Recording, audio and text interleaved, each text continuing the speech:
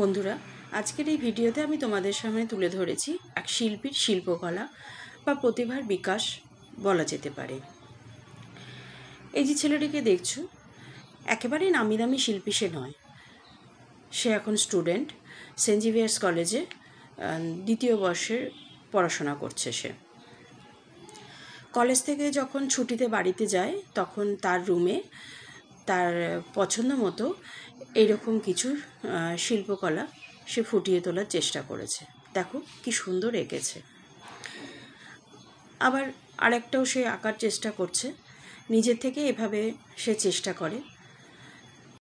শুধু এই চিত্রকলা নয়, তার মধ্যে আবৃত্তি, অভিনয় এবং নাচেরও যথেষ্ট প্রতিভা লক্ষ্য করা যায়।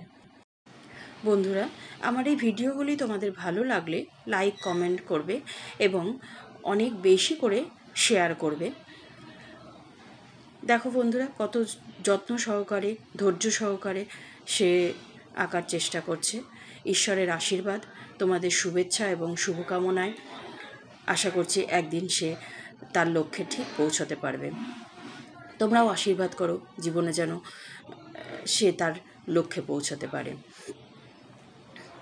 আমরা দেখি শেষ পর্যন্ত তার এই চিত্রকলা কিসের রূপ নেয়। ভীষণ ধৈর্য এবং অধ্যবসায়ের সঙ্গে সে তার এই চিত্রকলাগুলো করতে থাকে এবং তার মধ্যে যে শিল্পী সত্তা রয়েছে তার করতে থাকে। দেখো বন্ধুরা, কি সুন্দর সে ফুটিয়ে তুলেছে।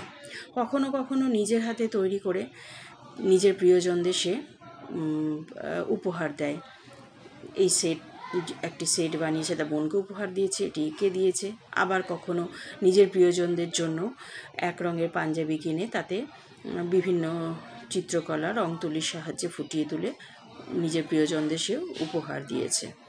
এবার পরিচয় করায় তার সাথে। নাম স্বর্ণাভ মহন্ত। দক্ষিণ দিনাজপুর জেলার অন্তর্গত বালুরঘাট শহরে জন্ম এবং বড় হওয়া। বর্তমানে সে সেন্ট জেভিয়ার্স কলেজে মাস কমিউনিকেশনের দ্বিতীয় বর্ষের স্টুডেন্ট।